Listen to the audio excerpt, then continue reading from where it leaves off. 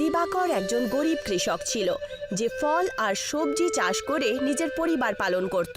ও নিজের বাগানে গোবর এবং বাকি জৈবিক খাদের ব্যবহার করত, যার কারণে ওর চাষ খুব ভালো হতো আর সব গ্রাহকরা ওর কাছ থেকেই ফল আর সবজি কিনত।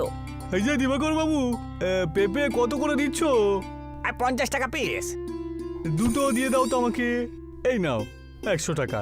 দিবাকরের কাছে গ্রাহকের কোনো কমি ছিল না, কিন্তু তার পাশেই ঠেলা লাগিয়ে বসেছিল ভৈরব, যার কাছে সারাদিনে শুধু একটা বা দুটো গ্রাহকই আসতো, কারণ ভৈরব ফল আর সবজি চাষ করার জন্য রাসায়নিক খাদ ব্যবহার করত, যার কারণে ওর চাষ তাজা হতো না আর ওর আমদানিও কম হতো।